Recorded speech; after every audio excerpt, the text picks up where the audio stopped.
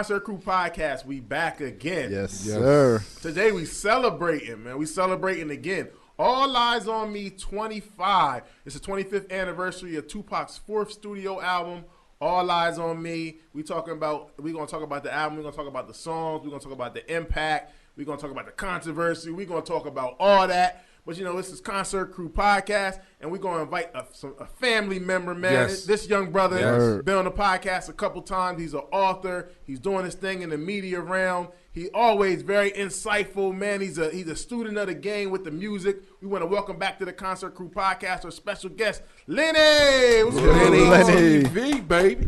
Thanks for having me, y'all. How you feeling, man?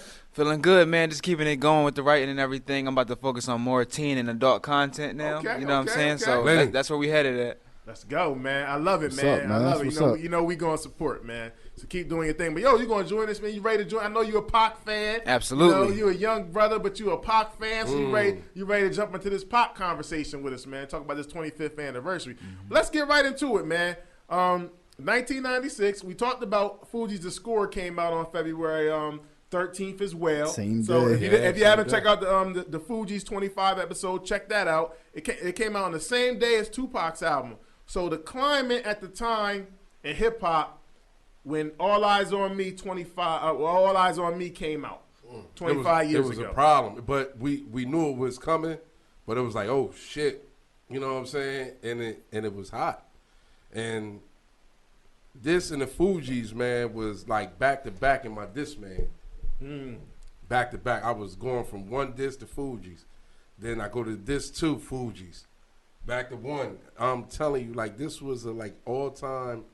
One of the all-time best times, man, and probably in music, man, when his return and for him to come with such a double disc, which nobody never done before him, right? Am I lying? As far as we know, well, some people say that. I think some people say that KRS-One had a double disc. Yeah, but in the for 80s. our generation, our This generation, is the first double disc that we really know about like that. Exactly. That really got like hype and attention like that. Exactly, and this was, man, it was everything that that I thought it would be, man, and I was wondering like how was he going to blend his East Coast with his West Coast type, situation, and he did a hell of a job with it, man. And this is my boy, but I don't want to soak it all. Well, you gotta think at this time we talked about the year 1994, the year 1995. Yeah, absolutely. I'm in 9th grade when this album drops. And this album, when this album came out, it was the 95 and 94, 95. The East Coast was bringing it back, particularly lyrically. Yeah. The East Coast was bringing it back. Mm-hmm. But when Pac got locked up and he got bailed out of jail and he came home, man, it was a big shift in the hip hop universe because he went to the West Coast and he brought the attention back to them. And if I was to compare this to anything, I would say, man, this is like Death Row was a winning team. And then it's like they was already winning, and then they got KD, and then they just was like, and then they were just blowing jokers out after this because it was like they already had all stars. They already was winning the chip, and then we gonna go get Pac with a battery in his back. Oh man, knowing it's coming. This was heavy, heavy. Following Me Against the World, so you gotta like damn, what is this album gonna sound like? He just coming off Me Against the World, which was a classic. So it's like, damn, and then for him to drop a double CD, I think it fucked niggas up around this time. And you also know the tapes was out, so it was a double tape situation. Word. This shit was like crazy, man. Yeah. But at the time too, it was also like, like the format of songs were different then than they are now. So he gave you like songs, complete songs, like 3 verses, 2 hooks. Like it's like, damn, like how you do all that in such a short period of time? Like his work ethic was crazy. Right, Lenny, I know you was a damn near baby when this came out, but looking back at that time, like how do you feel about Tupac and this time and this era for him? Well, that's the thing. Yeah, I was 2 years old when the album dropped. You know what I'm saying? Wow. I was in high school and you at 2 years old, man. Wow. Thanks a lot, Lenny. But my pop, he was 23 years old when this album dropped. Wow. And Tupac was his favorite rapper. So my dad, he told me everything when it came to the climate around this time. He was like, when they found out that Pac was going to death row and he was just out of jail, my dad was like, yo, this album about to be the shit. Like it was like Snoop Dogg said it was like Tupac on steroids, you know what I'm saying? Because when he came to death row, my dad, he said on the East Coast, especially in Delaware, a lot of people in 94, 95, they were just fucking with Biggie and NYC in general because NYC was just running it. So a lot of people that he was hanging around in his age group from 20 to 23 and everything, they was all banging with Bad Boy and everything. And he was like, his group of friends rock with Pac. He was Pac fans.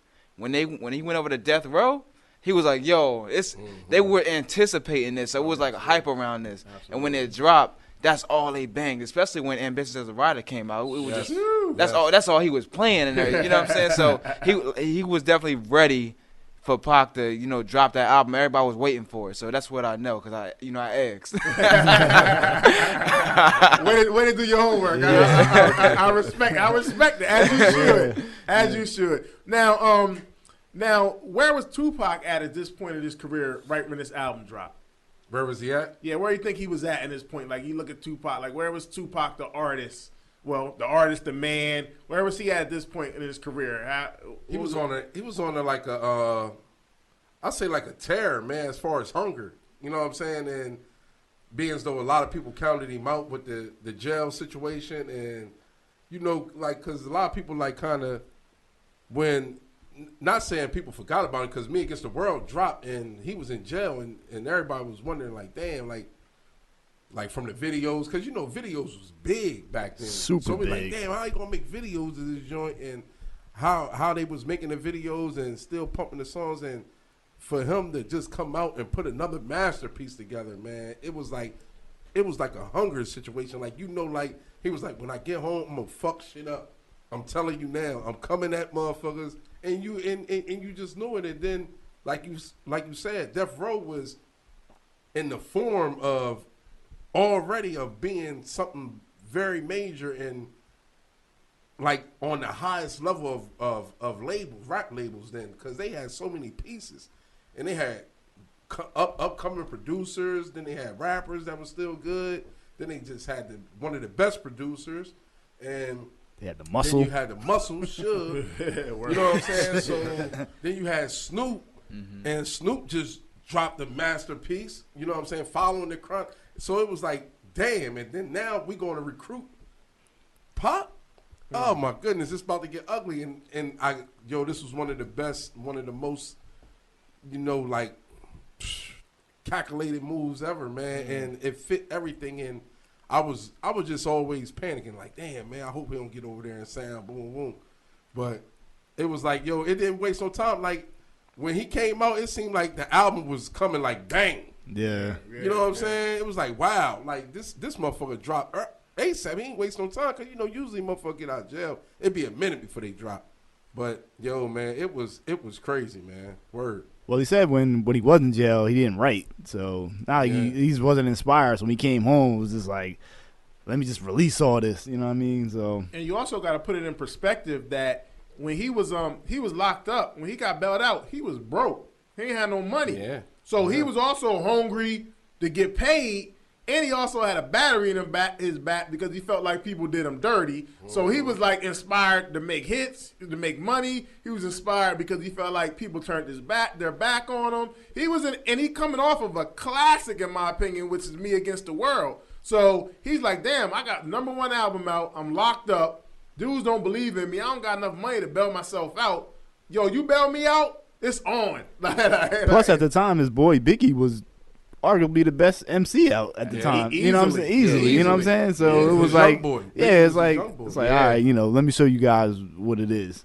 Right. You know what I mean? So right. I definitely agree, man. He had a lot to prove though. Yeah. So before the album came out, before you actually heard the album, like, well, Lenny, you can't answer this, but you was too. But like, what was your expectations of, like, you know, the expectations of the album? Like, what was you thinking? Well, for me, like you said, videos is major. When California Love, that video dropped, the whole Mad Max and the cars and shit, like big all production, that stuff, big production. $1 million Hype production. Williams video, Hype Williams for sure. That was like, yo, this is some creative stuff. So as far as the music, like, I was in 6th grade at the time, so I was like, whatever they drop. So my point of view was different than Man, y'all was big. that I mean, we was only in ninth grade at that time, so we wasn't that old, but we was like senior citizens.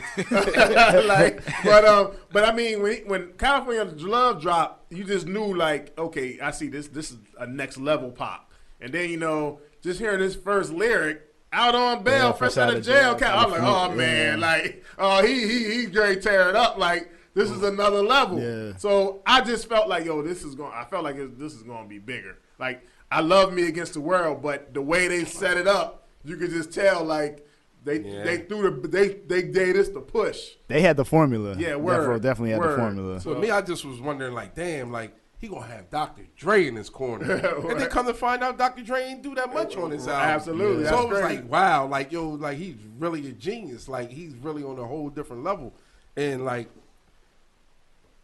this, like I was a Pac fan for so long. I always liked Pac, but like this album really like made him my favorite rapper of all time. You know what I'm saying? Because of the simple fact.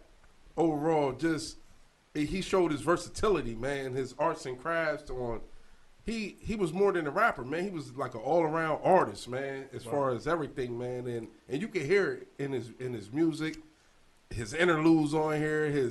He knew how to pair people up with his songs. Like yo, this album was crazy. This album was crazy, and be straight classic, man. And I didn't know what I was going into. But I knew I knew how he was gonna come.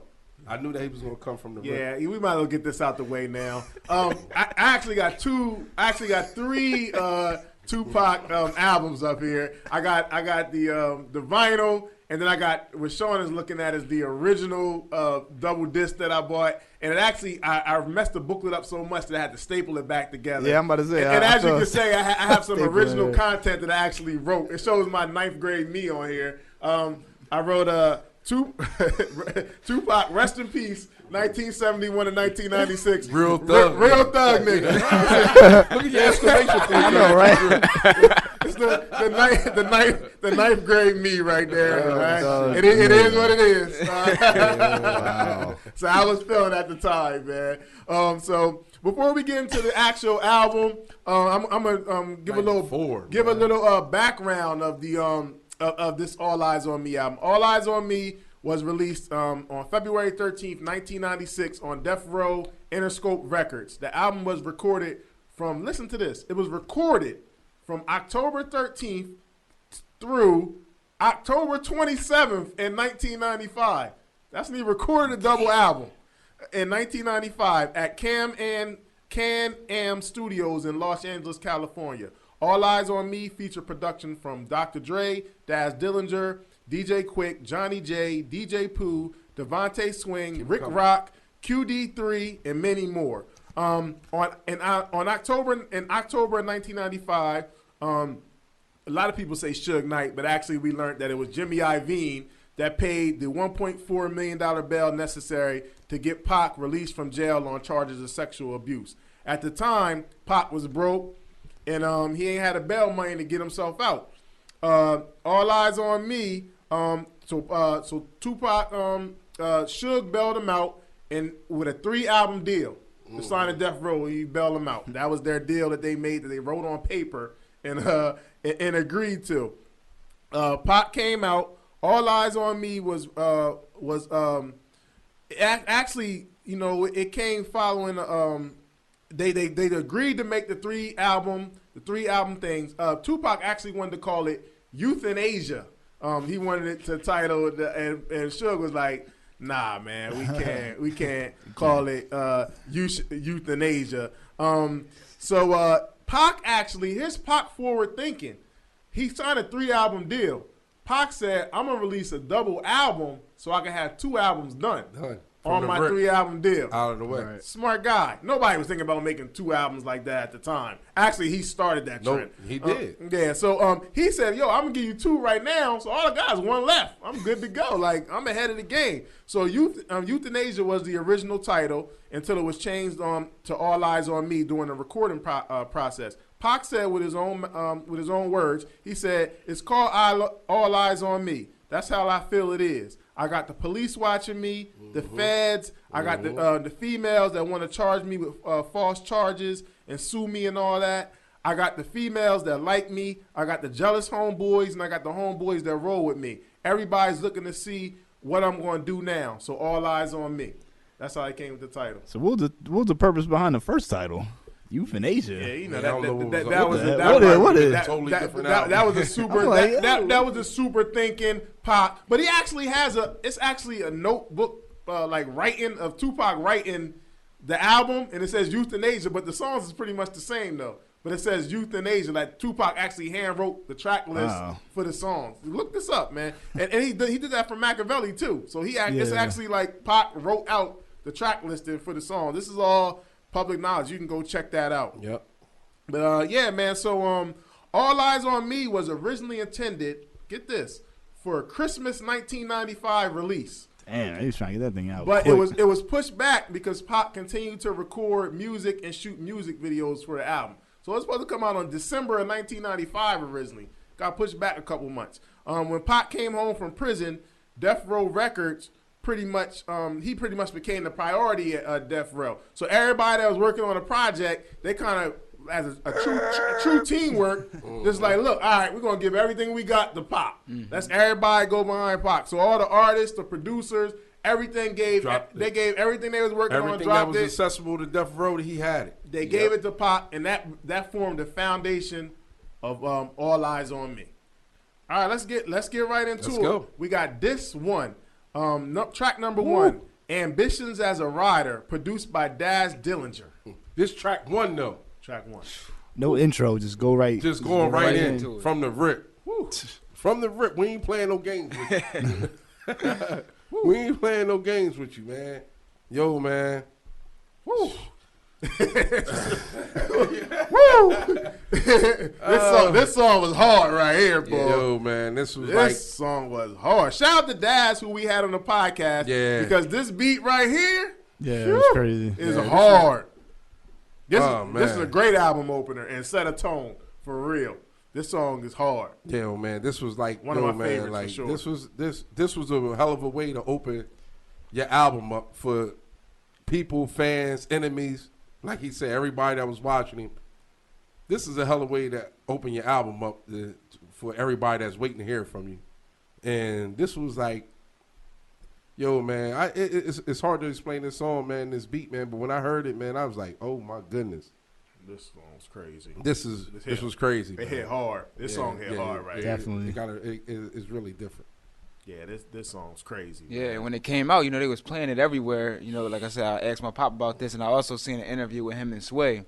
And at the time, Sway was like, yo, we all bumping Ambitions of a Rider right now. Pop was like, wait, I got more left, though. You know what I'm saying? Like, but they were just dropping that very first track. He showed everybody, like, yo, I'm here and I ain't playing. Yeah, I'm not playing. I'm about to set the whole industry on fire. That set a hell of a tone right Yeah. there. Hell of a tone as the first track. Absolutely. Track number 2, All About You, featuring Snoop Dogg, Nate Dogg, Hussein Fatal, and Aki Hadafi, and produced by Johnny J, which Johnny J produced a lot of songs on here. Yeah, and see, here go that West Coast bounce. Yeah. Here come that, he's sliding that West Coast, in the game for you and let you know, like, I'm gonna make this thing work with the East and the West type situation, and I'm gonna have this West Coast vibe, so everybody gonna be able to relate to this album. And this was that song, and it was,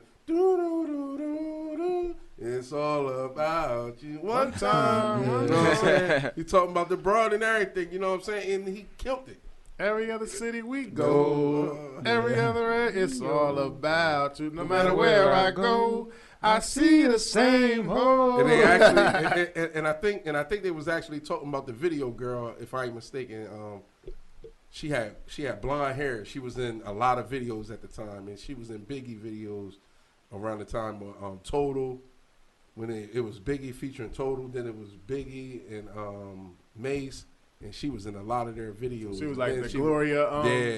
But before that, she was in a couple of West Coast videos. So I think they was talking about her at the time. But they were saying that it was about somebody else as well. But it wasn't about her. The interesting part about All About You is that All About You was originally a Snoop Dogg song. And then once again, he came to Death Row, and Snoop was like, all right, here, you can take this joint. Yeah, let me get that. That explains the West Coast element to it, because there was a Snoop Dogg song. Yep. So, and also, they're actually, which in the so-called spooky Tupac realm. Remember he released the greatest hits like 2 years after he passed away, and they actually had a video for All About You with Tupac in it. Tupac's in the video. Oh, wow. Go YouTube it. Yep. It's an actual video, and and then they had this new dude that was on Death Row. They put him on the last verse, but they shouldn't have did that. But it is Tupac All About You video. It's an actual video. He on the toilet in part of it, but it's a live video. He actually in the video though. Yep. Wow. Yeah. So they had to shoot that before he passed away, and they just held on to it. And then a couple years later, they put it out for the video out when he released a Tupac Greatest Hits joint, and he's definitely in it. Yeah. So that's a little known fact. But this was originally Snoop's song. Track number 3, "Scandalous," featuring Nate Dogg, produced by Daz Dillinger. Scandalous. I met you, my homie. Now you act like you don't know me. She's so scandalous. Oh man, This song was featuring alright. Nate Dogg again, This song was man. alright. Nate Dogg with the vocals. Yo, Scandalous. he killed this joint too, man. But when he dropped that beat, he said, "Drop that shit like this here." Yeah. Word. It was like, oh man, it was like, yo, it was another situation, man. Yeah, it was another situation, man. Man, another great follow up song to me, man, and still blending that West Coast in along with some East Coast hard bars and attacking and aggressive bars and spitting some shit. This was one of them songs, man. Nate Dogg on the vocals, man. Rest in peace, man. Rest in Nate peace. Dogg. Rest in peace to Nate He was Dogg. a major part man. of Death Row.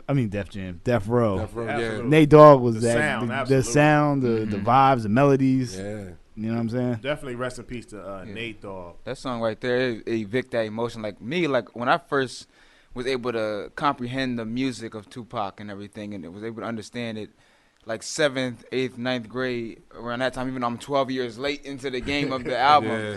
Certain songs evict that certain emotion, like Scandalous. Like if I was fed up with a girl, pissed off at a girl, I'm like, man, she's fucking scandalous. Because I'm heard that song. I felt it, you know what I'm saying? I played the song. So Pop told me. Go yeah. ahead. So that emotion is like I felt that emotion he was feeling on the song, that passion of how he rapped, you know? Word. Track number 4, Got My Mind Made Up, featuring Daz Dillinger, Corrupt, Redman, and Method Man, produced by Daz Dillinger.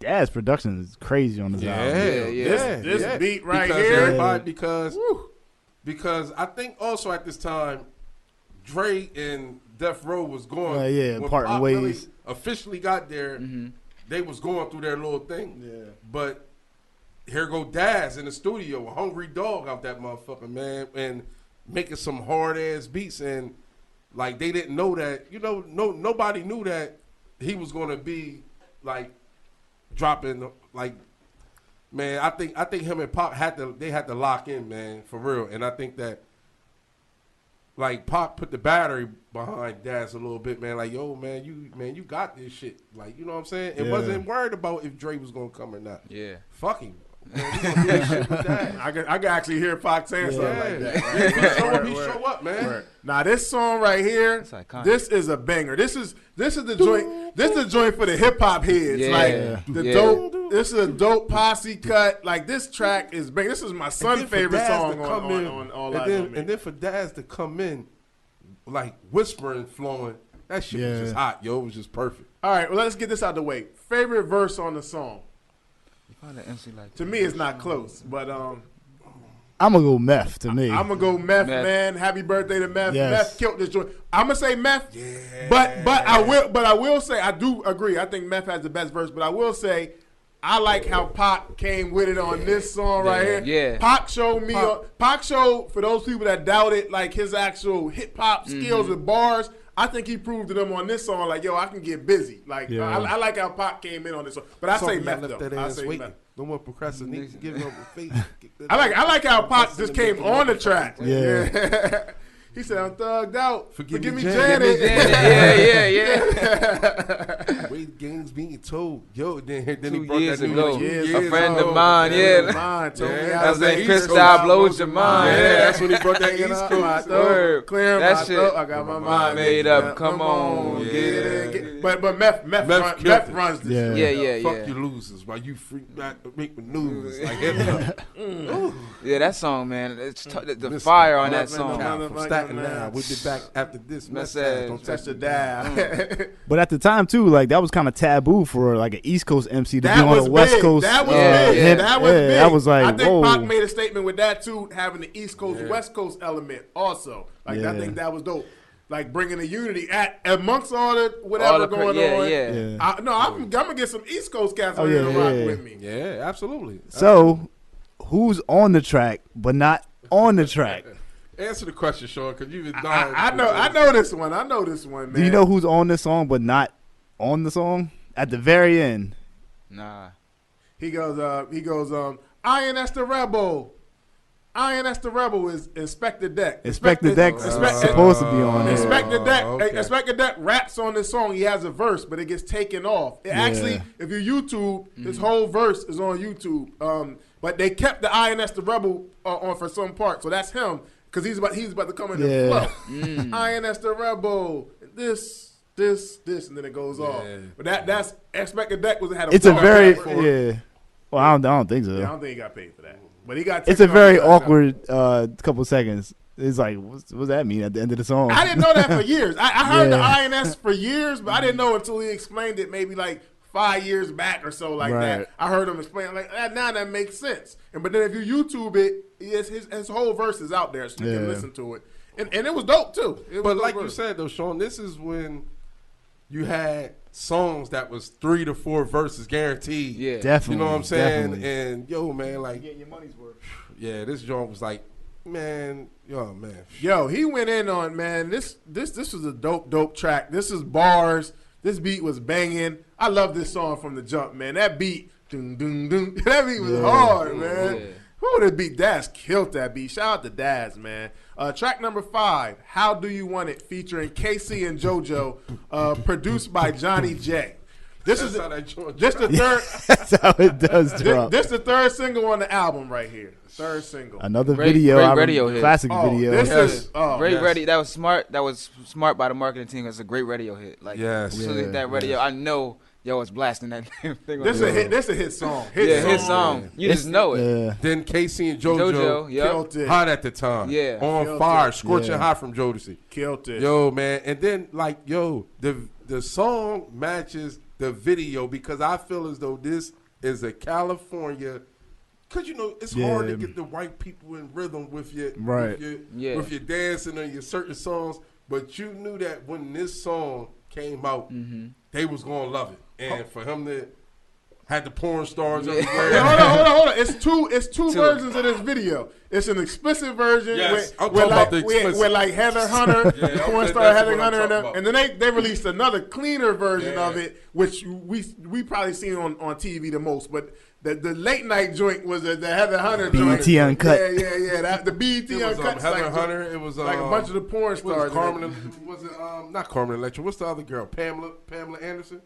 She was in there. I don't think Pamela Anderson. She was in there. White girl, blonde hair. She was I in the don't think video. Pam Anderson. I don't think it was Pam Anderson though, dog. She was in there, dog. If I'm not mistaken, she was in there. Maybe But you're right. Maybe you're right. I gotta go back and look. we gotta fact I check know. on that. I know Heather Hunter was in it for sure. I remember Heather Hunter being in it for sure. But that was a big deal. Like, yeah, a bunch of porn stars in the Yeah. joint. That was a Yeah. big deal. But it was two versions of it. Now, interesting enough, when this single came out, the actual single tape, you know, it wasn't really CDs. It was tapes then. The single tape. You know what the B side on the single this song was? Damn, I gave it to you. About how do you want it? On the B side single, Hit 'em up. Hit 'em up was on there. On the single. Yeah, that sounds about so right. Hit 'em up wasn't on the actual album, but it was on the B side of How Do You Want It. And when Hit 'em up came out, like,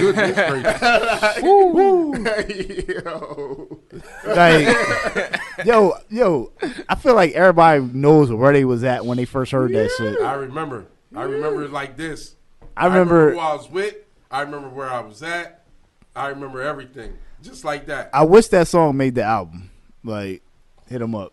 That definitely was- should have been on there. The Hit 'Em Up was the opening for Machiavelli, though. That song Because that was letting you know, like, I got some shit coming up that I really want to address. Because he really didn't go too far on coming at everybody on All Eyez On Me, because he wanted to make good work. You know what I'm saying? He wanted to make a good double album, and he just wanted to just let out some real artistic talent and just bars and everything, and putting everybody together and showing you this how you do it.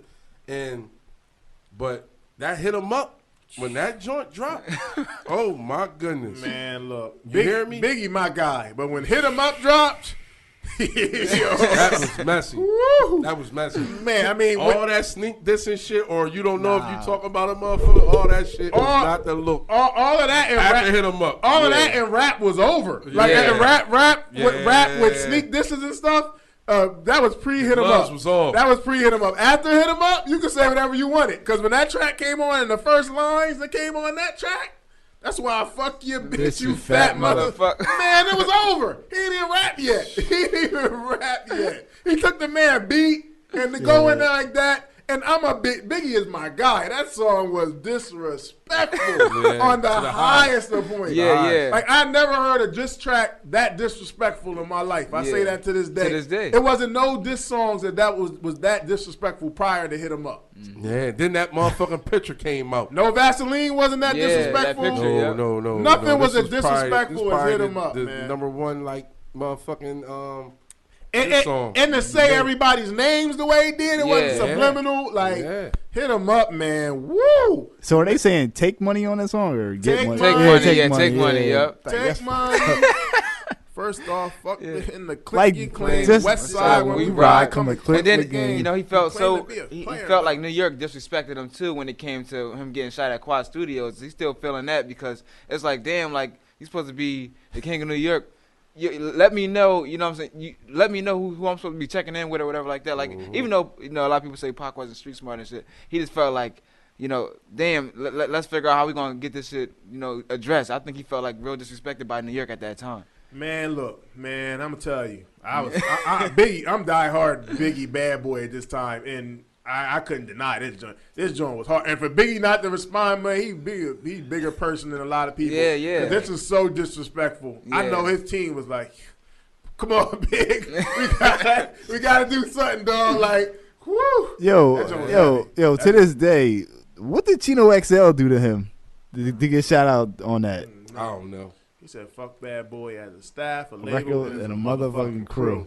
And if you down with Bad Bad Boy, Boy, then fuck you too. Yeah. Didn't he talk about Mobb Deep? Sickle Talking about cell. Prodigy, sickle cell. It's Yeah. like, Sickle cell he or didn't even something. say his name. It's like, don't one of you little motherfuckers like have sickle sickle cell or cell. something? Yeah. Better back the fuck up before you get smacked the fuck I think up. On outside.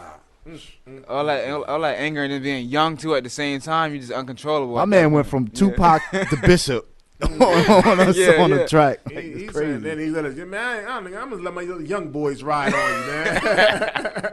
Get your whole Junior Whopper click smoked up, man. They were disrespecting Yeah, my that was- boys on there. That joint was crazy. Hit 'Em Up was But he had East Coast dudes on the song, which made it like to me even more and they was disrespectful. riding on them From like, NEW man. Jurors with plenty of murders. Girl, like God. It was hard, man. It was hard. Track number 6, Two of America's Most Wanted, featuring Snoop Dogg, produced by Daz Dillinger. Yeah. Daz this was Productions another- on yeah. fire Yo, again. that's what I'm telling you. It had to be some moment. He like, Daz, where you at? Let's go, baby. Yeah. Like, man, fuck that nigga. He ain't coming again. Let's go, Daz. I'm telling you, because when like, it just seemed like every time he was conquering every mission, man, when it came to them to that West Coast style, that West Coast flavor, the West Coast beats. He was conquering it, man, and he was putting the right touches on it, and he was putting the right features on these songs, man. And him and Snoop Dogg, this is like a classic single, man. And the video was even more classic. Yep. This is the second single off of All Eyez On Me, Two of America's Most And this Wanted. when you know the shit was coming because he's taking his jabs, Yep. and you really don't know it. He had the big ass pig in the middle of the table. Yeah. That was supposed to be bigger. You know what I'm saying? So this was like the opening. You know what I'm saying? Because the album was done for so long. So now he's just making videos to the album Yep. while he already working on Machiavelli. So now Machiavelli is coming with some straight hard dissing, and he already know that he coming at everybody in Machiavelli after Hit 'Em Up. So he like, man, I'm sliding my diss shit in there. You know what I'm saying? He had the big ass pig on the table. He was saying that was big and all that. But also, Snoop just beat a whole murder case. Yeah. Tupac's out on bail. Yeah, you know what I'm saying? That was the like controversy was big. Yeah, that was like you had Death Row's two biggest stars. Yep. You know, Tupac just came home from jail. Snoop just beat the murder case. So that's the controversy behind them. We call them two of America's most wanted. Yeah. Like the marketing, you gotta give it to them. Smart man. marketing right there. Job every day. I'm gonna be honest with you. I'm gonna be honest with you. At the time this song came out, I actually didn't like this song when it first came out. It actually grew on me over the years. But when it first came out, for the way I imagined Snoop in my head at that time, the star about him, I didn't like the song. Like I feel like they could have made a better song together to me. But over the years, it grew on me, and I liked it more over the years. But when it first came out, I was like, man, I think they could have came with something harder than this, you know, Snoop and Pop. But it's cool though now. But looking back, when it first came out, it wasn't my favorite though. Honestly, I think this is probably one of my favorite Pac songs. But what I really like about the song is like the way Pac goes into the song. He don't be like, He just goes in, just bars like picture perfect. I paint a perfect picture. You know what I'm saying? Like you know some rappers they get amped up the rap. He just goes in. Like just starts rhyming. Like it's, maybe I didn't like Snoop's verse. Maybe I felt like Snoop could have brought a little because they got in the courtroom waiting on the outcome. It's on nigga mind. Trying to take mine. He's real pimpish on that joint. Yeah. He's real pimpish on that joint. So now they trying to fake 2 multimillionaires. What the fuck is the case? See, Pop killing that joint. Pop killing that joint, killing it. Ready for it to go down because shit's about to go down. About to climb. Legend, He was killing that joint. How do you feel about this video, Lenny, when you seen this video? When I first watched the video, I was like, damn, like you said, that when the first, you notice in the distance starting already, you know what I'm saying, him coming that big and just making fun of Bad Boy in general, but I was like, a lot of you could see Pac's passion in the video, like more so, like how you said, with Snoop Pop on a track, it was more pimpish. Yeah. But when every time Pac, I'm talking about the video though, every time Pac verse came up on the video, he just all aggressive. Yeah, and that's the thing, that pivotal energy was directed out to his fans, and like, and everybody was feeling it, like, and that's the thing about this track, like you notice it, and then in the video you notice it. And now, and have you guys ever been to LA before Nipsey died? Yeah, I've been to LA. All you hear is like the people that live in LA, the natives, they were bumping All Eyez On Me all the time. This Pac in general all the time. So when I was driving around, all I heard was like this track, How Do You Want It and stuff like that. They just blasting it. Like it's they love Pac. Yeah, man. So. And also, man, I don't know if everybody caught it. It was like a little speech or something at the table before the video actually came on. That it was like, that's when he was kind of dissing. They was dissing Bad Boy and Big. Yeah. You know what I'm saying? Before the video actually came on, but they never showed that part because they always, you know, it was very, you know, the table picture is actually with all of them there is actually like real dope. It's like all the Death Row there. It's like the heads of the table. It's like some mobster gang stuff. That joint was dope. Like that it was a dope video, man. Once again, they killing it. Track number 7, No More Pain, produced by Devontae Swing. It's a good song to work. It's a good song to work out to right here. Hey, Meth. Happy birthday to Meth. I came to bring the pain. Hardcore to the brain. Ball that from Meth. Yeah. I like this beat crazy. Devontae Swing, this beat crazy though. I like this beat. Yeah, I like this beat. This beat's crazy. Girl, I was like, whoa. It wasn't, you know, it wasn't even it wasn't a miss, you know. It's like that track, boom, it followed another hit. Like bring the pain, he didn't miss to the brain. This beat was different. I like this beat, man. Series blast on sight. Fuck your boyfriend, bitch. I want some ass tonight. Stilo, Alizé, and Cristal. Sure you heard of all the freaky shit they say about me. So you busters is jealous. Pull your gun out. Damn, you gotta do a Tupac. I know, right? Yeah, You gotta do a virtual concert, man. Niggas to open fire. I murdered that ass. All right, track number 8, Hearts of Men, produced by DJ Quick. That beat was hard too. Yo, I ain't gonna front on this one. I appreciated this song more years later than I did when the album came out. I think I was caught up in so many of the other songs, and I wasn't really, honestly, I wasn't really like really super up on DJ Quick and his production and what he means to the West Coast. So I actually was on the other songs more, and I really didn't appreciate this song. Like, damn, this beat tough. Right. But I didn't realize that until like more years later how tough this beat was. What comedian was on this song? Richard Pryor. Richard Pryor. Yeah, I got him on right now. Okay. Yeah, okay. Richard Pryor. Yeah, Richard Pryor. Yeah, that was a tough interlude too. Yeah. He said, "Motherfucker, want to stand up, motherfucker, put your ass down." Oh man, he killed that joke. My lyrical brain was so crazy. My niggas hurt. My guns bust. If you ain't one of us, it gets first. Bitch, niggas get their eyes full. 5-0, I'm a homicidal outlaw. 5-0. That joint tough, man. Yeah. That joint tough right there. Hearts of Man, the production. It's crazy. It's a crazy song, man. I definitely appreciated the years later on this song, I would say for sure. Track number 9, Life Goes On, produced by Johnny J.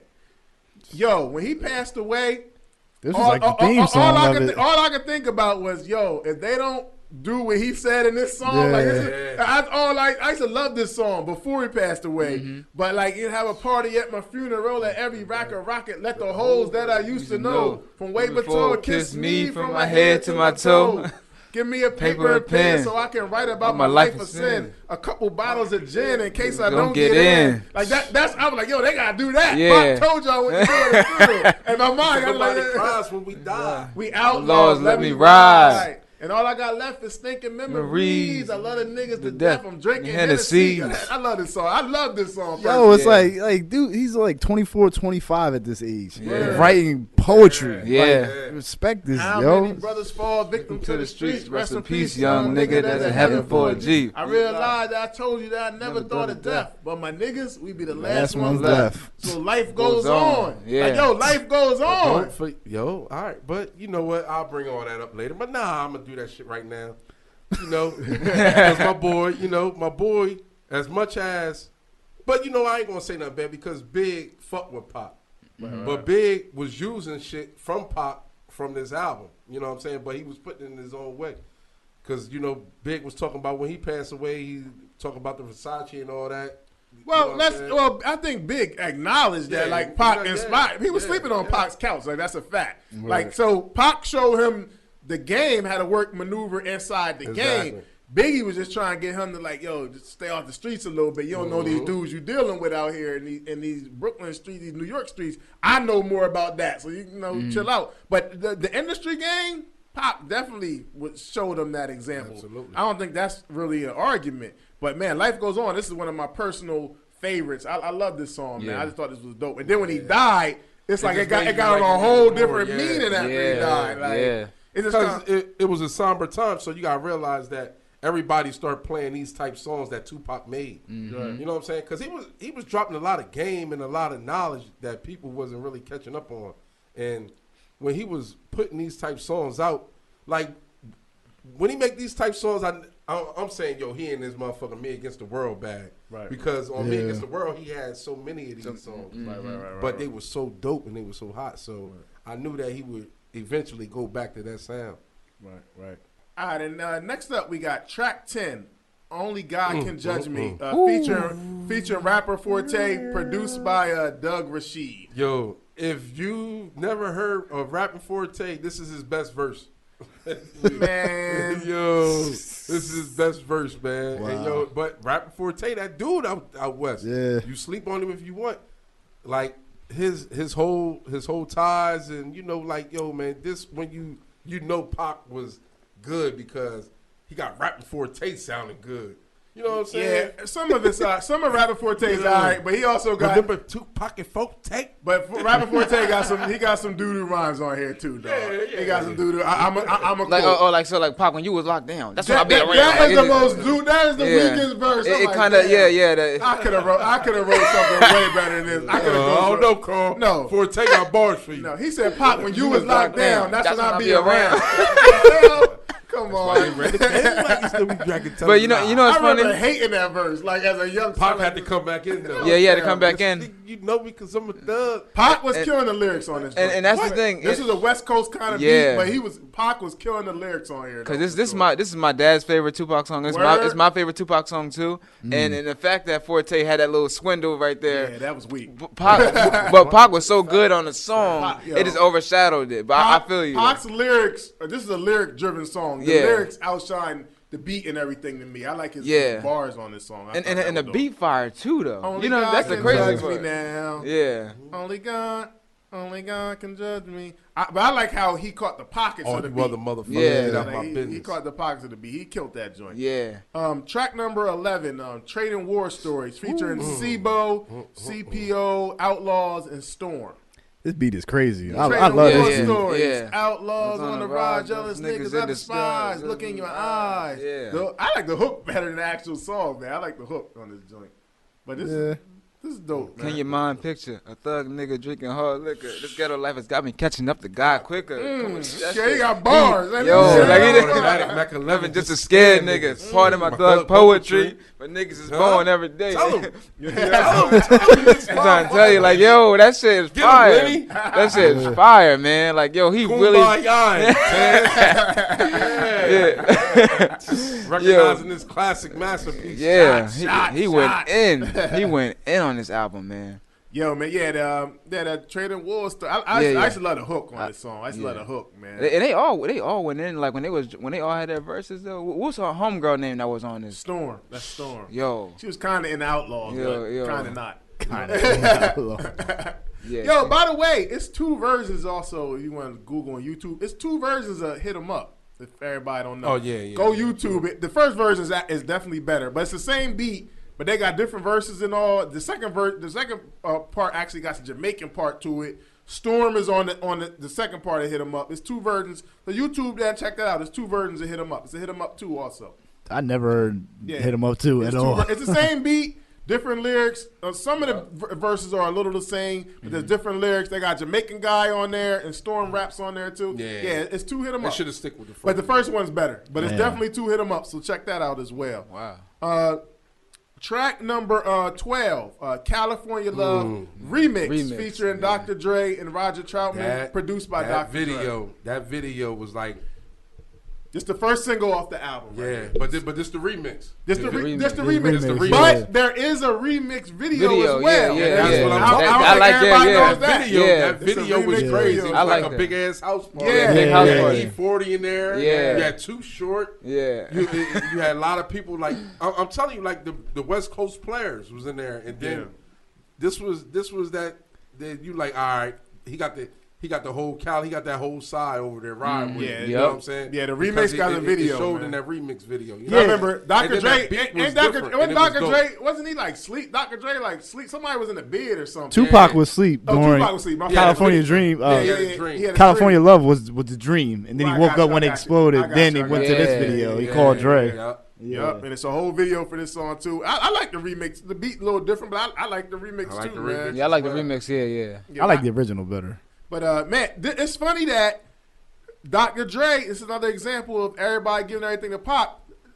California Love is supposed to be the single for Chronic 2 that never came out on Death Row at least. But this was the song that he was going to go with. He gave it to Pop. It's like Dre already had verse on there. He took his verse off, put Pac on there, and it became California Love, Tupac's first single. Only two songs he did on the album. Yep, he only did 2 songs on the album. This is the one. Yep, this is a single. So he had this done already. He gave it to Pac. Another example of everybody just going with Pac at the time. So if Pac didn't come to Death Row, we might have actually seen a Chronic 2 on Death Row. But he passed it to Pac, and then everything went downhill after that. for Dre at least on Death Row, everything went downhill after that. Track number 13. I Ain't Mad at You, featuring Danny Boy. Talk to me, man. Talk to me. Talking about this can only be one album? How? We just went from 1 to 13. Yeah. We just went from 1 to 13. Stop it, man. It's buffoonery. Yeah. Buffoonery, man. Classic song, classic video. My man, Bokeem Woodbine. He's in there. Yeah. Yo, when the video dropped, remember he passed away and the video dropped? This joint was kind of eerie. Like, yo, yeah, that was crazy. This was like, yo, Pac's still alive. Yeah, man. it got scary. It was like, yo, man, I can't watch this shit. He in heaven. Like, that joint was eerie, man. That joint was super eerie, dog. Like, it was crazy, man. He died. He in heaven. He rapping. He got Marvin Gaye in them and Red Fox and them. I always wondered at the time, like, what was like to actually make a video of you dying and then you're like in heaven. I was like, the thought process behind it, you know, especially at that time, because I don't think, like, I know y'all could talk about it. I don't think anybody ever done that before as far as a music video. You know, and then it actually came out after he died. Yeah, the forward thinking. I don't think they planned this, but the way it worked out was just like genius. I mean, Daz produced this, by the way, as well. Produced Iron Man. And this song is great. But they always said that he always used to talk about death all the time. You know what I'm saying? Yeah. So I can see that his creativity probably for certain songs he's seen the videos going different ways. The Bard sample on here. It was crazy. Yeah. And then the switch up of the verses, like Sean said. Yo, that is people don't understand the genius behind when Tupac released the I Ain't Mad at You video. Back in the day, back in the 90s a lot more, instead of just them scratching out the cusses, they used to actually do the verses over and make it clean. But Pac did the whole I Ain't Mad at You song over clean, but it was flawless to where you love the clean version. And then the third verse, he writes a whole new verse. And it's beautiful. Like, it's great. Like, I damn near I like the first one. I mean, the original one, but the uncensored one is just as great. Like, it's just as great. I like the radio edit version better. This third verse is crazy, man. That third verse is... But it's like, boy, like, I used to rewind this song back so much. Like, just rewind. Like, you just felt the song, man. Like, we talking about this man coming home, like...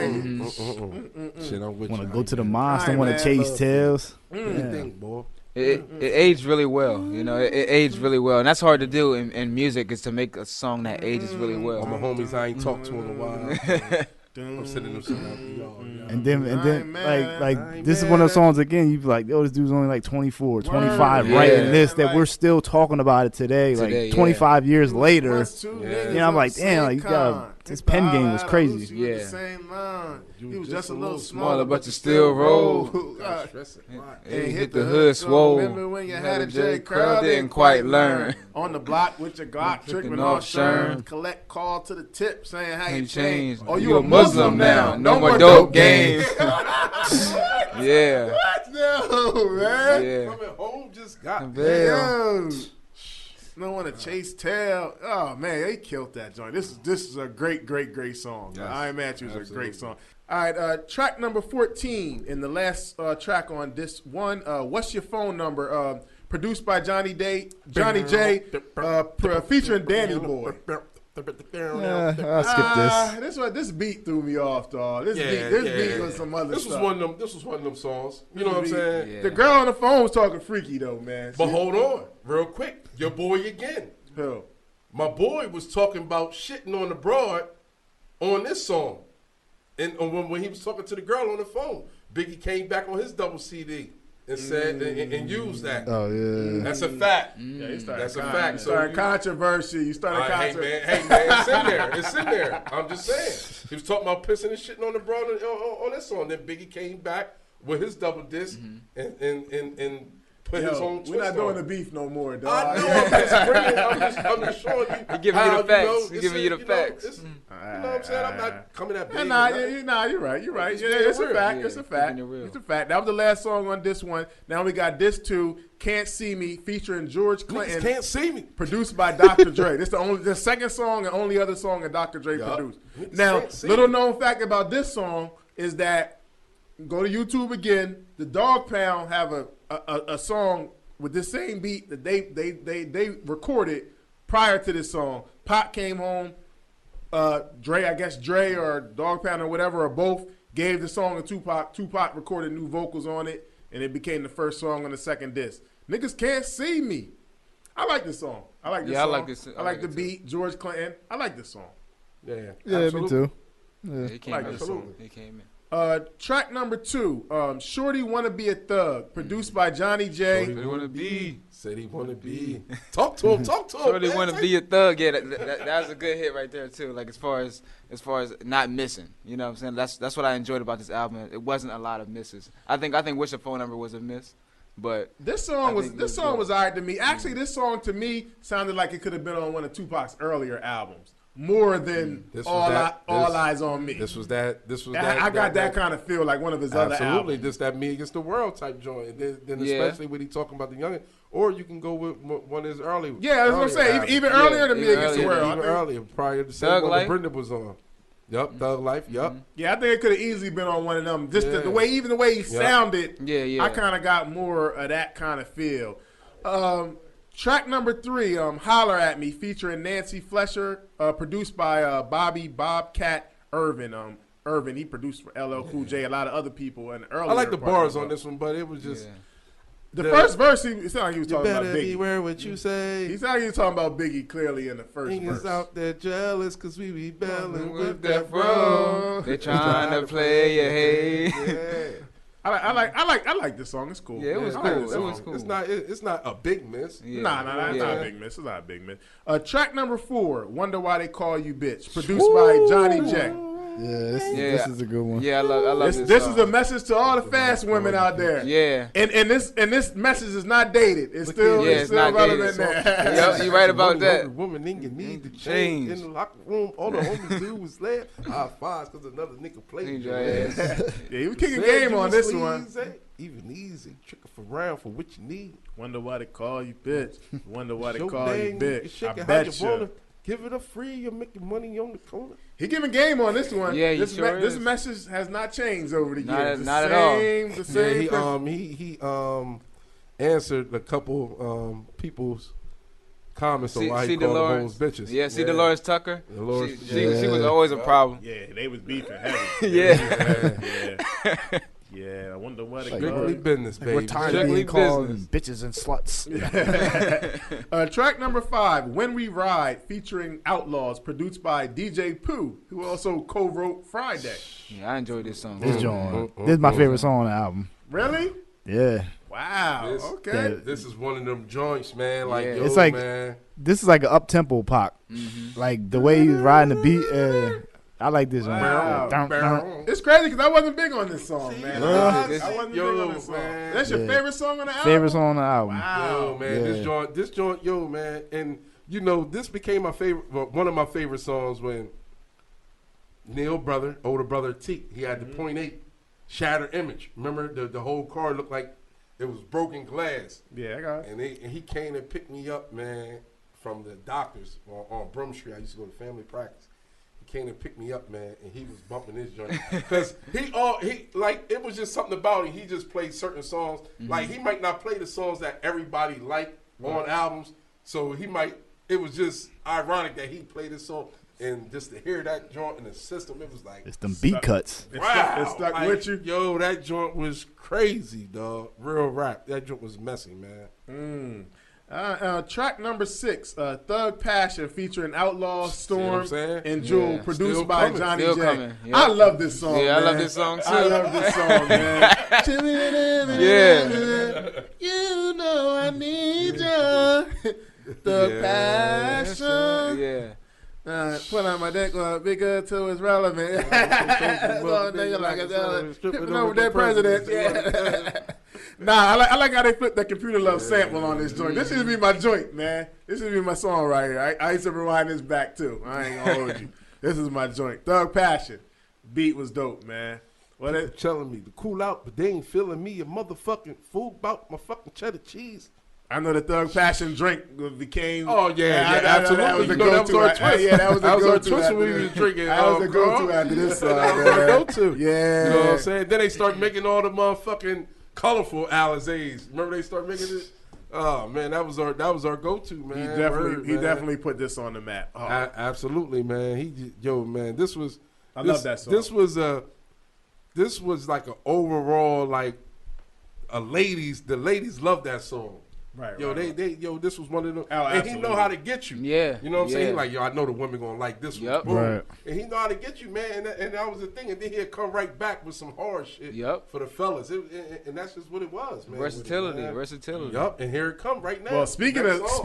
that, the alley oop There you is go. there. Track number 7, "Picture Me Rolling" featuring Danny Boy, what Big I'm Psych, and See what I'm CPO, saying? produced by Now, Johnny J. I'm for real, like, yo, Yeah. man, this, like, yo, how he lined this album up, dog, like, even for the misses, like, the misses went like that. It was, Yeah. like, right back on target. Yep. This You know what song I'm right saying? here, "Picture Me Rolling," is a classic. Classic Absolutely. song. Classic. How many times people use that reference, Picture Me Rolling? Everybody, Rolling. Chris Yo, Brown, everybody uses it. everybody. If this ain't ride out music, like to this day, Come like on, man. you can picture me rolling in my 500 Benz. I got no love for these niggas. They No need to be friends. They got me under surveillance. They want somebody to tell it.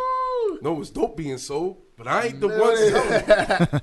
Yo, I'm telling Picture you, me man. rolling. Oh, this song is Danny crazy. Boy, man. Yeah, this beat is crazy. Picture me rolling. Yo, this is ride out music Yeah, at its absolutely. best right here. Like, man. whew. To this Like, day. if you riding Yeah. out, man, like if you got a ride out playlist, like this is at the top of the Yeah, this at the joint, top man. of it. Yeah, yeah, yeah. Picture me For rolling. sure. It's crazy, man. Crazy song. I love that song, man. Track number 8, "Checkout Time," featuring Corrupt Here it go and again. Big Psych, West produced by Coast. Johnny J. Just the overall making it sound like they really checking out was Yeah. so dope. Yeah. You know what I'm saying? He said, "Corrupt, y'all flying or y'all rolling?" Corrupt said, "I'm rolling, dog." You know what I'm saying? Like, all that played a part. Like, yo, this was like, come on, man. I'm gonna check out on this song. I know. It's not my favorite song. It's kind of fillerish to me, but you know what I'm saying. I'm gonna check out on this one. I like it. Here's the thing. I don't think it's a miss though. Ain't a miss. I don't think it's a miss. Absolutely not. It wasn't my favorite. If this song wasn't on the album, I would be okay. I'll be all right with that. Yeah, we can do without that one. But number 9, My boy. rather be your nigga, featuring Richie Rich, produced by Doug Rashid. And I'd this- rather be your N-I-G-G-A, There you go. so we can get drunk and smoke There you weed go. He all bring day. the woman back in again. And the niggas fuck with it too. Yeah, you know what I'm saying? So it's like absolutely. Absolutely. it's another It's a versatile. win-win. It's a win-win. It's a win-win. Because the The females, Busters you ain't know what I'm love, saying? and you're right. I like this song. I like this song. Yeah, absolutely. And you can tell a girl like, yo, this is how I feel. It's like, And Richie Rich had his little slow laid back flow. He came on. Yeah. That's how Richie Rich was. You know what I'm saying? it don't That's how matter it if was. you're lonely, baby. You need You're a thug in your life. The Them busters busters ain't ain't love in your right. Man. But this one right here, track number 10, Oh, my. "All Eyes on Me," featuring Big Sight, produced by Sight. Johnny J. Woo. Hey. When this beat drop, hey, Doo-doo. all eyes on me. This is a banger right here, man. In the Yo, club and shit. this is actually the first song that we was playing heavy, man. Shout out to my brother Corey. He actually, man, free him. He introduced me to this song, man, and he used to play it back to back to back to back to back. Just "All Eyes on Me," running it back, running it back, running it back. And this is like the first song. Book too. G-Book used to play Yeah, that this is the joint like first song I really connected with, because I just used to hear it over and over and over again. And this is like a banger, man. Like, we just play this song back to back to back. "All Eyes on Me" was so crazy. He had this beat first, for the record. Yeah. Pac had this beat first, man. Yes. Then Nas Before used it Nas. after. Yes. He used it after him. But this song, man, this song is a banger, man. Yes, absolutely. Big Psych, Luke, Yeah. Hank. Hey, yo, that's all. This beat was hard, All man. eyes on But me. you don't know who to trust. So many player hating niggas trying to sound like us. Think you ready for the funk? But I don't think they know it. Straight to the depths of hell is where these cows going. Huh? Still, nigga, holler when you See me. You see, hold on. See how he named two of his tracks? Yeah. Are you still down, nigga? Holler when you see me. Yep. Are you still down? I got you. Yeah. I got you, Okay, dog. I I'm just got saying, you. dog. Nah. Caravan of niggas. Every time we ride, shoot these motherfuckers up when we pass by until I die. Hey. Nah, he killed that. All Eyes on Me. All Eyes on Me is a classic Yeah. song. All of them. Definitely. Things, 500 rings with a flashy rings. The bitches pursue me like a dream. But no one disappeared before you. It's like a dope fiend. Crazy, man. Say Classic. money bring bitches. Bitches bring lies. lies. Woo. Classic. Fire. Track number 11, Run the Streets, featuring Michelle, Muta, and Storm, produced by Johnny J. Yeah. Okay at his best, freaks. Don't glorify. But the females, this was the females' anthem, though. Yeah. I do like Michelle hook though. You know what I'm saying? Run the streets with your thug. I be waiting for you. And this got a West Coast vibe too. Yeah. This got a West Coast vibe to it, you know. Till you get. Remember they kind of said that they thought Miss. He said, "Here's the secret how to keep a play." Oh, what's that? What you about to say? They was kind of Gave you hitting the like tips. they was kind of hitting like Miss Chalet and Pac had Oh. a little thing. He was going. throwing it out there. Here's the secret how to keep a player. Some love making their home cooking. I see you later. It don't take a lot to get a nigga hard. Yeah. I see a lady in the light, but real freaky in the dark. I like the message, but the Plus, song. I got some enemies. The song was okay at his best. Yeah, It was absolutely. okay at his best. Track number 12, Ain't Hard to Find, featuring E40, Be Legit, D-Shot, Sibo, and Richie Rich, produced by Mike Mosley and Rick Rock. I slept on this song. And I like this song more than when I first heard the album, and because I used to skip this song. This used to be a song that I skipped. But Definitely skip. the song grew on me, man. This one of them songs I like. That's kind of different from all the other songs, and it blends in with your phone number and all that. But This is an Oakland song. This is he had one of them Bay on Me Area. Against the World too. This is the Bay Area, Oakland vibe. Oakland joint, yeah. He always Oakland repped the Bay Area, Oakland. Another one that wasn't my favorite. Okay at his best, but I get why he would make this song because he was big in Oakland. Oakland gave him his start. He met Digital Underground. All that happened because of Oakland. So I understand it. Technically, it's Marin City. That's where he was at? Marin City. Well, it's near there. Yeah, but all the same place. It wasn't my favorite song, but it ain't hard to find. It was cool, man.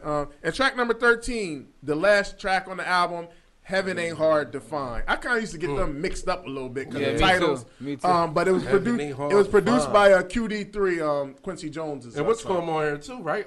Danny Boy on this one too, right? I think so. Yeah, I think He's so. definitely on the vocals. harmonizing. Yeah, the song was all right. It was cool. Yeah. It wasn't like a banger final song, but Yeah. it was all right. It was like it was sort of like the part 2 that I Ain't Mad at You in a way. Don't go there. No, I'm not saying as far as that song. Heaven Ain't Hard to Find is dope. It was cool. It ain't. It's more than it's not. Heaven Ain't Hard to Find is dope. I Ain't dog. Mad at You part 2 though. I'm just saying it was kind of the runoff of that song. Okay. You know what I'm saying? I I'm think not saying it's I ain't mad at the song. Perfect It's way to cool. end the album because It ain't bad. It ain't bad. And on the UK version of the album, they actually have the radio version of California Love on the UK version, but not here in the States. So in the States, it was a rap. On my versions, that Heaven Ain't Hard to Find is the last song on the double album. All Eyez on Me was a critical and commercial success upon release. It debuted at number 1 on both the U.S. Billboard 200 and the U.S. Top R&B Hip Hop charts, selling 566,000 copies in its first week, becoming Tupac's second number 1 album on the chart. The album eventually was certified diamond. All Eyez on Me is Tupac's highest selling album to date. But you got to think too. These double CDs, they were like $24.99. They were double the price of the CD, so it wasn't like no $12.99 or $15. It was like damn near $30. Mom and Pops was jacking them joints up. He went there all $30. Like what? Word. All right. What was the impact of All Eyez on Me? This album. I think it brought the West Coast back to the forefront. Factual. Absolutely. All facts. Absolutely. All facts. As far as I'm answering for back then, I think that it put the stamp down that Death Row had the hardest unit. Yeah. Hands down. Because this All Eyez on Me, man, was a well-rounded project, and it involved everybody that was repping Death Row or that was down with Death Row, and a lot of people on that West Coast, like you said, Oakland, you know what I'm saying, from Too Short to E40, all them dudes, man. This was like sort of like that West Coast second Bible up there with, or the third Bible up there with the Chronic, Doggy Style, then this. You know what I'm saying? This was like that third album. This impact was heavy, man. I think they embraced pop to the fullest. Like it's not like we just letting you come over to the West Coast. It's kind of like they was like, yo, Tupac's one of us, He's representing West Coast, and we running it right now. And I think this shifted everything again. When it was East Coast heavy, I think Pac shifted it. And also, it was an impact on the industry because he pretty much challenged everybody that if you wasn't on his team and you was big, he challenged you. So it was like it was a direct challenge to you. You had to come right. Yeah. Whoever was on the East Coast that was hot. Rapping Forte. That's why I was telling you, man. Like, come on, man. You would never think that and he was naming your name, not like behind the scenes challenging. He was like calling you out in the media. So the impact was huge. He delivered. He came home. He became on Death Row. He got the stage and he ran with it. He not only came to Death Row, he took over Death Row. Yeah, and it was very influential too. It was very influential too because it's like a lot of people were inspired, especially by this album and Pac in general, with that energy he had. Like a lot of Eminem took a lot of what Pac had when it came to the like diss tracks and things like that. And Eminem talks about Pac all the time. I seen DMX and Ja Rule talk about their influence with Pac. It's certain things like when he dropped the way he did with All Eyez on Me, everybody couldn't stop talking about it. And I asked my pop, like, what was the climate like when this album was just out and everybody was buying it? Everybody was talking about Pac. And then, like you said, he shifted that energy from East Coast back to the West Coast again. And everybody was, like, effing with Death Row. Like, yo, Death Row is that label. I wish I was on Death Row. As an average citizen, that's what people was thinking. And that's why they start getting pickups. Yeah. They start getting pickups from everywhere. You know what I'm saying? They picked up Hammer. They did pick up Hammer. You're right. Hammer was on there. Yeah, he was. Hammer was his boy. Hammer don't hurt him. Don't hurt him, Hammer. Hammer was rolling strong. Yeah, Hammer. Yeah, Hammer was Don't disrespect Hammer. You're right. Parachute pants. Yeah. I'm telling you, Hammer was and Hammer rolled deep too. He sure did. Hammer was like 300 strong. Always had a squad on him. They all got paid too. That was the problem. Hammer, but that's another story. But nah, Hammer was that dude. I respect Hammer, man. Hammer was about the community too, so I respect. That one video we was talking about, that California Love too. Yeah, he was in that video. Yeah. How does All Eyez on Me stand up against the competition of the time of the album? Oh man, it raised the bar. You got to come right. And I'm dropping 2 CDs. First double CD that we know for a fact is a double CD. Not saying that I don't know about the KRS One thing. You know what I'm saying, or how they. You know what I'm saying? How they laid that out. But this was the first double. Hard. Like, for real. First real double. Right. You feel me? Wasn't nobody doing that in the rap game. Yep. This dude came home, man. Like, you mentioned his recording time. What was it? October what? It's like 14. Like a 2-week process. 2 weeks, yeah. Double album. Yeah. He was like, he was in the studio, dog. This is the first real double. And work ethic. Yeah, the work ethic was crazy. And from all the movies and all the documentaries, they all said the same thing. Like, when he got to Death Row, he was just nonstop working. Battery in the back. Like, he just knew, like, Snoop was like, yo, you knew that he was going to drop some hot shit. And they wasn't working. The rest of them wasn't working like him. Dre took forever to do stuff. Yeah. Snoop kind of didn't have a passion like he had no more. Yep. And Dre and Tupac like, look, man, if you're gonna be on a song, you gotta be ready, or you're not gonna be on the song. I'm keeping it moving. Like we should be doing like 3 songs a day. Like they can mix it and record it later. Like his work ethic was different. Now I understand why it was so much material he had after he passed away. Yeah, because he just was working when crazy. It dropped, when Machiavelli was when they were about to produce Machiavelli, and I was in the play. Pac was their moneymaker at that point. Oh, he was. He was their moneymaker. You know what I'm saying? Yeah. I mean, but also, I mean, he gave you 2 hours, 12 minutes of music. Word. So it's no intros, no skits. Back to what you're saying, though. You getting 3 to 4 verses on a track. Yeah. You know what I'm saying? Even the songs with him by itself, he gave you 3 verses. Yeah. You know what I'm saying? Like you said, like the music's not being made like that no more. Nah. As you say that, Sean, that means he's giving you your money's worth. Yeah. He's giving content out. You know, now they try to give you 7 songs. He's giving you like, I don't want to give you a whole album. I'm giving you, everybody does an album. I'm gonna give you a double album. Yeah. And going after this, anything that came after this, you gotta put Tupac's DNA on the double albums that came after that. Absolutely. Because that's a fact. You think about it, absolutely. and it's like no intros as a track, no skits as a track. Straight songs. Yeah, it's just straight songs. Yeah. Like this joint starts off with Ambitions of a Rider. Like that's what it starts it out of. How was this album different from Tupac's previous albums? I think it's It's Wow, like that maybe West Coast. it's a little darker. You would Yeah. say? Darker? I don't know. I can say Me Against the World is kind of dark, actually. Yeah, it's a lot of death in there. He was hungrier. He was much hungrier, meaning like he I felt like he had something to prove, and that's why it's different, because like with the beats, and I think he probably had more of a team effort in it, like more help, because like it wasn't in 95, 94, even though he had the Thug Life crew and the Digital Underground before that, it was everybody was in to help Pac be great, so like having Snoop and Dre and all them, they was all in. He had a team. He had a huge team. He had a team. Yeah, I think compared to his other albums, like you said, I think he had a team, but also I think the whole production level of this album was the classiness and the clearness, as man.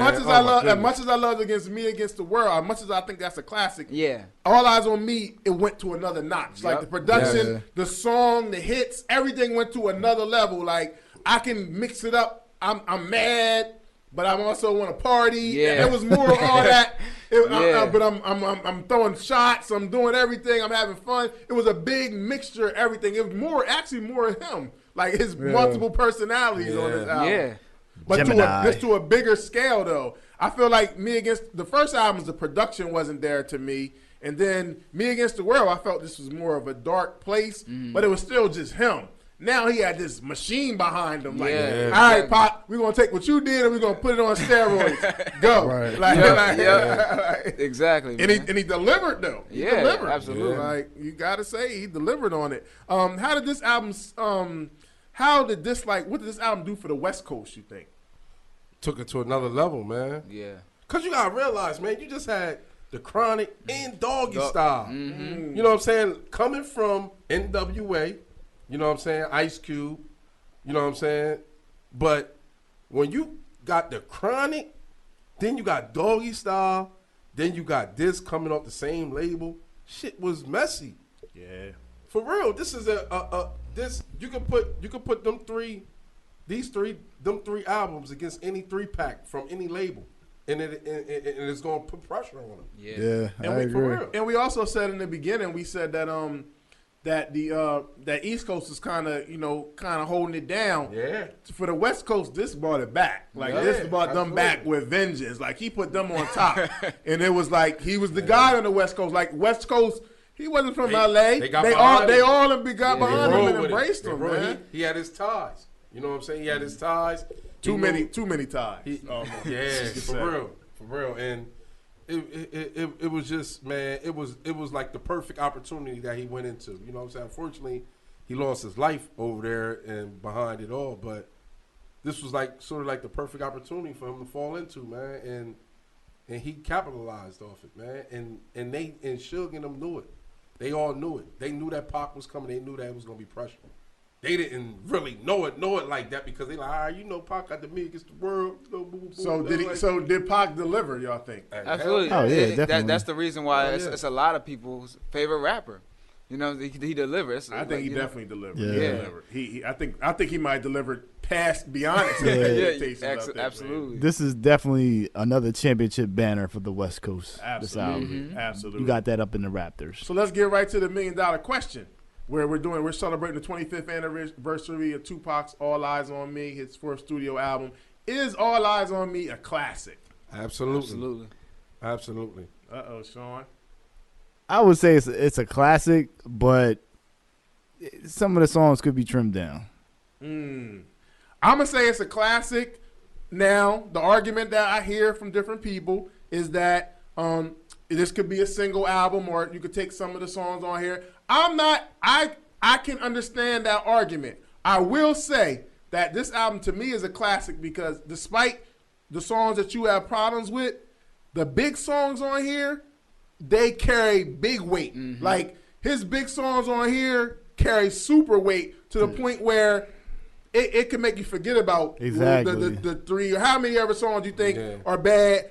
And I'll give you an example. An album I think is a double album. I think Jay-Z's Blueprint 2 is a double album that I think personally could have been one disc and it would have been a classic. The difference between All Eyez on Me and Blueprint 2 though is that Tupac's big songs on All Eyez on Me are on a different level compared to the Jay-Z songs. Big songs. Yeah. They carry big timeless weight. classics. Yeah, then he got like all-time great hip-hop songs on here. That's the difference between this album and, say, Blueprint 2. But this is what you rate.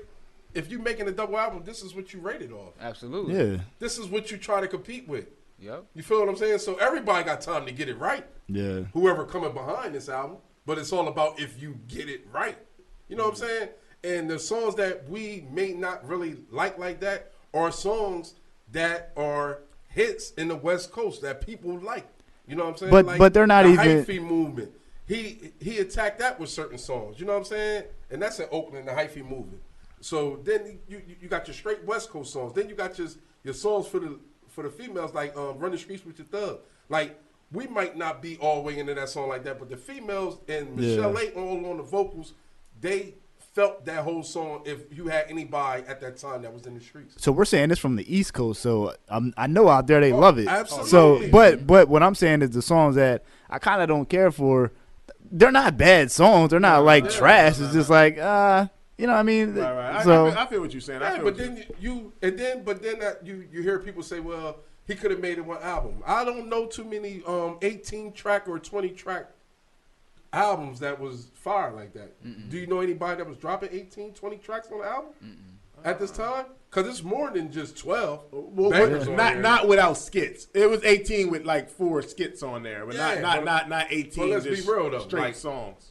It's more than just 12 solid songs on here. Oh yeah, Yeah. You know what I'm saying? And like you said, his powerful songs is better putting up problems for niggas' whole albums. The difference between Pac and most other people is that Pac had power with his words, so his songs were powerful. They because he spoke volume. It wasn't about like bars, lyrics with him. It was about like his words and how powerful his songs carried. That comes from his knowledge, though. That put him over music. That separated him, I think, from most other artists. His power in his words was on another level. He was like a speaker, like a leader, like he was different. Like compared to whoever, minister, preacher, whatever, like his voice projected. It was powerful, man. It was different. That's why I say it's a classic, because the great songs on here outweigh the bad ones to me.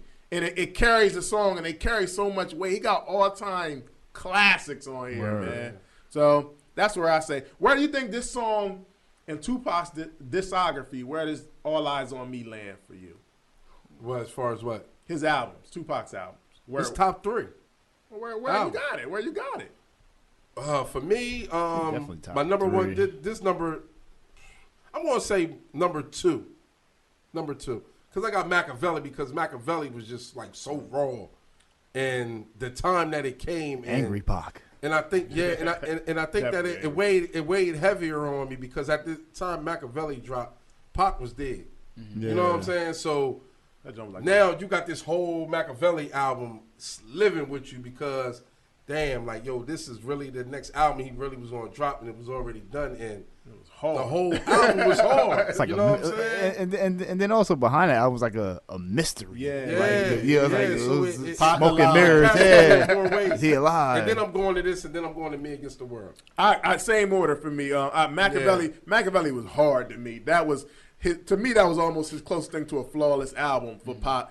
Then All Eyez on Me, then Me Against the World. The 3 albums I think are classics. That's my list. It's one of the most creative albums that came out. Well, it started everything. If you gotta say, you said Biggie did a double album after that. Jay-Z said I had to do a double album just because like they did a double album. So if he did that because the Big did it, then everybody did it. It's like I gotta do a double album because like that's the hip hop thing. Wu did one, like Wu-Tang, that was like the hip hop thing to do. If you on a certain level, I gotta do a double album. That's a classic, even if it failed. Two best double albums of all time to me though is definitely this and Biggie, Life After Death, hands down.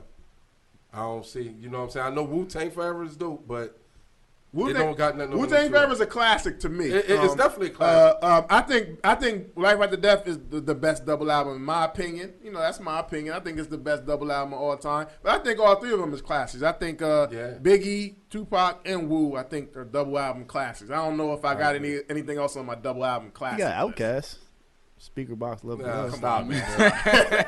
Love Below, I think is a classic. I like Love Below, but that's not even rap though. But I think Love Below is a classic though. That's a whole nother argument. But no, I'm not speaker box though. Yeah, I would have Machiavelli, All Eyes on Me, and Machiavelli, All Eyes on Me, and then Me Against the World. The first time I was on here though, I said Me Against the World. I was like when I was 23. I was feeling. 3 years later. Yeah, but no, I was feeling Me Against the World at the time because I was always banging it when I would go to work and everything, so I was biased. But Machiavelli, All Eyes on Me, and Me Against the World. That's the order I got. All right. What captured you about Pac though? Because you are younger. Mm-hmm. So like, what really because a lot of people are like, yo man, he 20 something, man. We don't know about no Pac. They going, we get a lot of criticism. They was gonna be in the comments. What captured you about Pac that won you over than everything that you was hearing, even the rappers that was coming up during your growth time span that you was getting becoming a young man? Yeah, he was one of those artists that influenced me when I was like either boxing or playing football. Yeah. Like I could listen to him and then he would get me hyped up and ramped up, and I'd be like, damn, why does artist always get me more ramped up than any other one? Like so at the time when I was deep into football and stuff like that, it was like that's like when Drake and stuff was out. Like it was Drake had just came out. Drake or Pac. Yeah, but everybody. I'm just being real. Everybody's playing Drake at the time. Dark skin. Everybody's playing Drake at the time, and they love Drake. And then you had like when they came out with the "You a Jerk." So it was like this or that. You feel? And my dad had just gave me all these Tupac CDs around that time. He had bought them for me. And once he bought them for me, here, son. he caught my passion more so than what was being played on the radio or what more of my friends in high school was bumping. Yeah. So it's that shit. He wanted to hand you them gifts. Yeah. You know what I'm saying? Yeah, son. Yeah. Hand this over. You take care of this. It's gonna lead you in the right direction. You know what I'm saying? So I always wonder. I want them to do a science experiment, like if they actually give somebody a Tupac album that's listening to Lil Who or Lil Whoever, you know what I'm saying? Like just compare one of the Lils. Yeah. So somebody that don't really the way he's rapping at 24 and the way they're rapping at 25, I ain't even trying to take shots. And me either. I'm just saying the way they was rapping at 20 in their younger 20s then to compare to now, it's different. I'm not even trying to take shots or be the old guy. It just was different, man. Like, I can't believe these guys was this young saying the stuff they were saying. Exactly, man. yeah. It's like amazing to me now looking back. All I gotta say is Nas made Illmatic at 19. That's all I'm gonna say. Wordplay crazy. There you go. Where do you have All Eyes on Me ranked in the Death Row's discography? It's top 3. Yeah, top 3. Top 3. Doggy Style, Chronic. I'm gonna go top 4. I'm gonna go Doggy Style, The Chronic, Machiavelli, and All Eyes on Me. Death Row. I don't know who 5 be. What about that? What about that Above the Rim soundtrack? Above the Rim soundtrack. Above the Rim soundtrack not better than any 4 of them. I'm gonna go 5 Above the Rim soundtrack, and then after that, I don't know. And he played a part in 3 of them. That's crazy. He was actually on the East Coast when Suge asked him to be a part of that album. Yeah, he was. That's a fact. That's my top 5. Something on the whole time. You know what he knew Pac's star power. Suge ain't stupid. Yeah, that's why he visited him. I got no order though. But I definitely got them top 5 albums. I definitely got them. Yeah, I'm gonna go with Doggy Style, The Chronic, Machiavelli, All Eyes on Me, and I'm gonna go with the Above the Rim. What's your honorable mention? It's not too many other options, but I'm gonna go with Dog Food, I guess. Yeah, Dog Pound. It's not a lot after that. Yeah. I know no shots. What's your favorite song on the album? Only God. When We Ride. Only God Can Judge Me. Only God Can Judge Me for you? Yeah. Woo. That's what I'm talking about, man. Go with the all-around classic, man. Probably All Eyes on Me, man. But it's hard for me. I ain't got no favorite. It's hard. To me, it's coming down to, and to me, it is hard. But to me, it's coming down to Ambitions of a Rider and All Eyes on Me. Those are my 2. I played All Eyes on Me probably the most then. But I think I might say Ambitions of a Rider though, because it was so hard. That song was hard. Yeah. Straight out the gate. But All Eyes on Me, at the time, I played All Eyes on Me the most though, man. Any albums that kind of remind you of All Eyes on Me a little bit? I won't say remind me, but I would say like back in 2010. Kanye surprised me when he dropped My Beautiful Dark Twisted Fantasy. I enjoyed that as a hip hop album overall.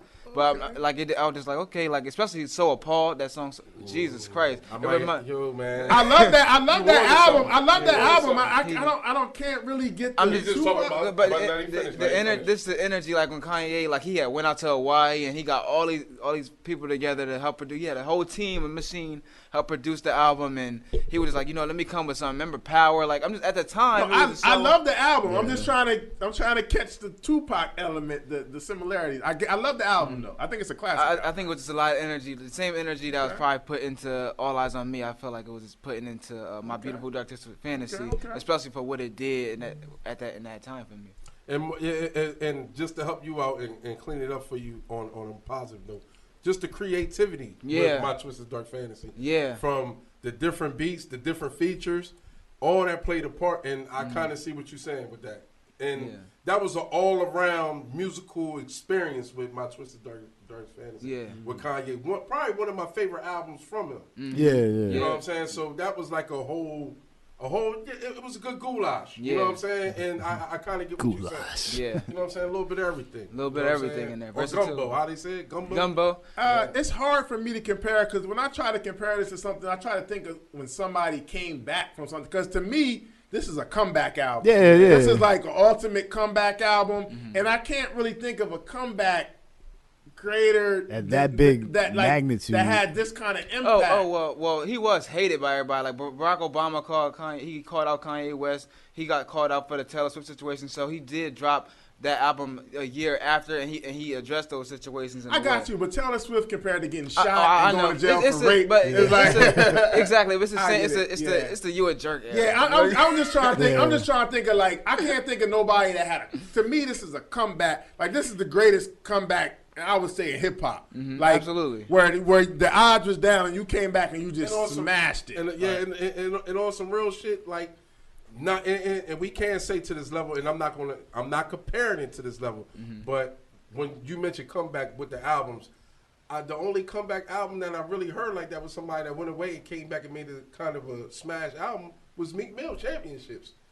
Let's be real, because he was counted out every time he time he dropped something. In a young generation way, I can see that. I can see that. You know what I'm saying? I can see that in a young generation way. You know, everybody, all eyes is on him. Like, what Meek Mill gonna do? Is this the time? Is this the one? You know what I'm saying? And he came back with championships, and that shit was dope.